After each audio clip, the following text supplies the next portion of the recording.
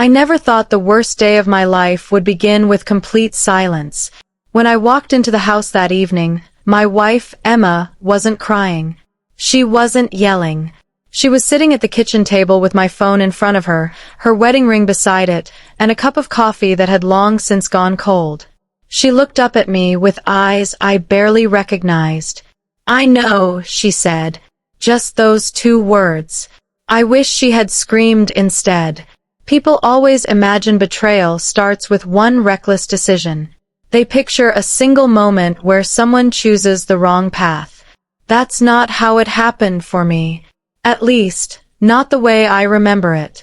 It started almost a year earlier. Emma and I had been married for 9 years.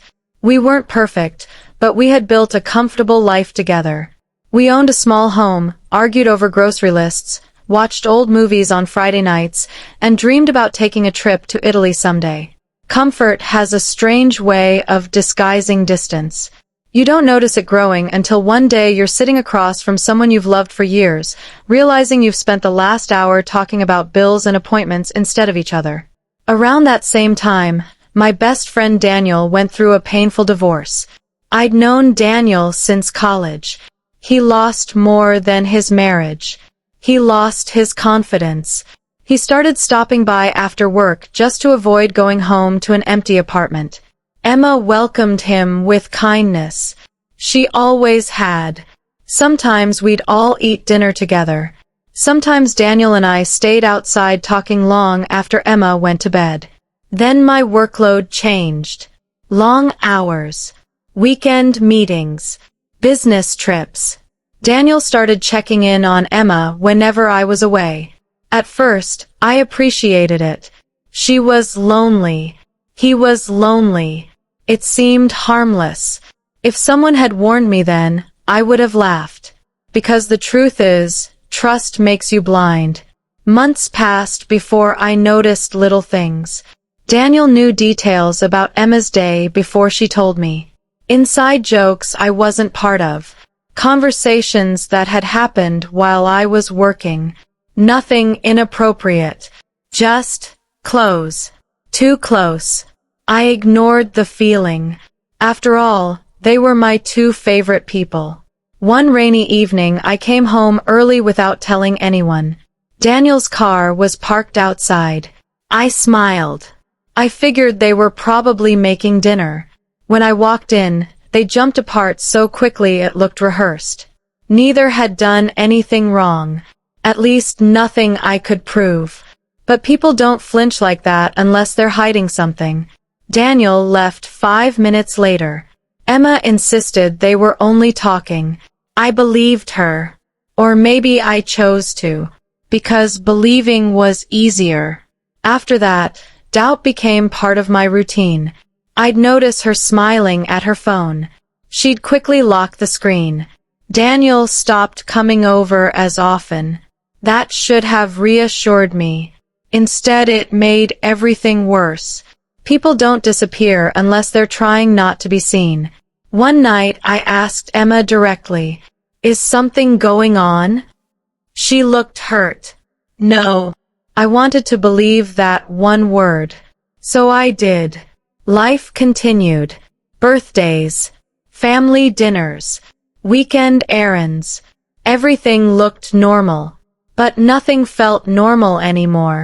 Then something happened I never expected. Daniel called me late one night. He sounded exhausted. "I think I need to leave town." I asked why. He hesitated. "I've made a mess of things." Before I could ask another question, he hung up. The next morning, he didn't answer any calls. His apartment was empty by the weekend. No goodbye. No explanation. Just gone. Emma seemed shaken. Not devastated. Just quiet. For weeks she barely spoke. Eventually life settled again. Or at least I convinced myself it had. Then 6 months later everything unraveled. I left my phone at home by accident. Emma was bringing it to my office when a message appeared on the screen. It wasn't from another woman. It was from Daniel. His name alone surprised her. His message changed everything. I can't keep carrying this alone. He deserves the truth. Emma didn't wait for another text. She opened the conversation. She found months of messages. Only they weren't romantic. They weren't planning an affair. They weren't declaring love. They were talking about me. Hundreds of messages. Every panic attack I'd hidden. Every financial problem I'd kept secret. Every sleepless night. Every fear that I wasn't enough. Because while I had convinced myself I was protecting Emma from stress, I had been telling Daniel everything instead. He knew me better than my own wife did. Emma didn't discover a physical betrayal. She discovered an emotional one. She learned that whenever life became difficult, I turned to someone else. Every vulnerable conversation, every hidden fear, every important decision, Daniel knew first. Not her. That's what broke her. She told me later the messages felt like reading a diary she was never meant to see. She realized there were parts of my heart I'd shared freely with another person while giving her only the edited version. I had spent years believing loyalty meant remaining physically faithful. I never considered emotional loyalty. That night at the kitchen table, she asked me one question. When did you stop trusting me? I didn't have an answer, because I hadn't noticed it happening. It wasn't intentional. It was gradual. Daniel had become my safe place because he never expected me to be strong. With Emma, I always felt responsible. I thought I was protecting her. Instead, I had shut her out. She cried harder than I'd ever seen. Not because she thought I loved Daniel. She knew I didn't. She cried because she realized I'd built a life beside her while quietly building an emotional world without her. The silence between us lasted weeks. Friends assumed we were fine. Families had no idea. We still smiled in public. We still attended birthdays. We still slept under the same roof. But every conversation felt fragile. Then another surprise arrived. Daniel came back. He asked to meet me. I almost refused. Instead, curiosity won. He looked older, tired, ashamed. He apologized before sitting down. I should have stepped back a long time ago. I asked him the question that had haunted me. Were you in love with my wife? He stared at me. No. I believed him. Then he said something I still think about. But I think I loved being needed by both of you. That sentence explained everything. He wasn't trying to steal my marriage. He'd become addicted to being the person everyone leaned on. Emma needed someone to listen while I worked late. I needed someone who didn't expect me to have all the answers. Without realizing it, we'd both made him the center of conversations that should have belonged inside our marriage. He admitted he'd tried ending the friendship several times. That's why he'd disappeared. He thought distance would fix what closeness had damaged.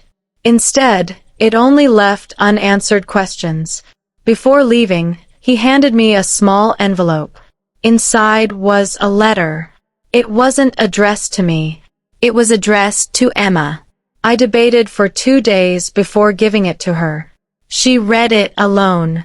Later that evening, she thanked me. She never showed me the letter. I never asked. Some things don't need witnesses. Months passed. Counseling helped. Not because someone magically repaired our marriage.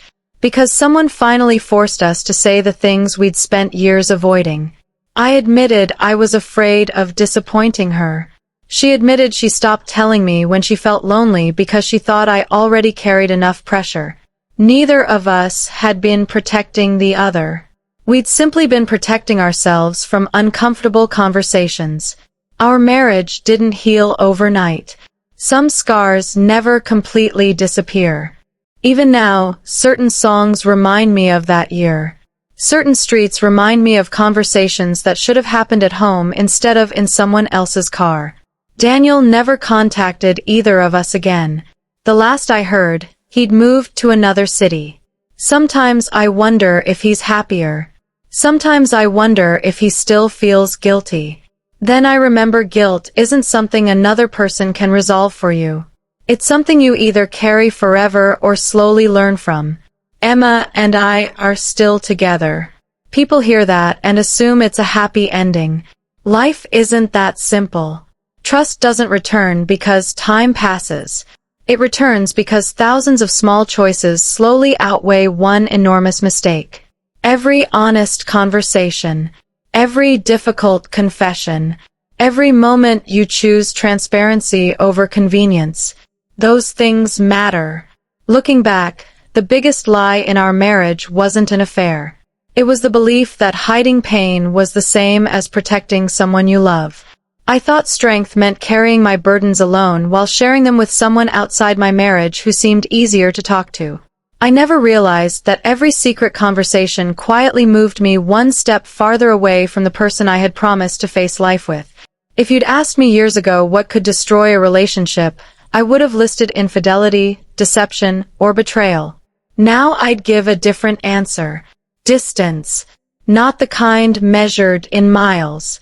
The kind measured in conversations you never have with the one person who deserved to hear them first. That's the distance that changes everything before you even realize you've started walking away.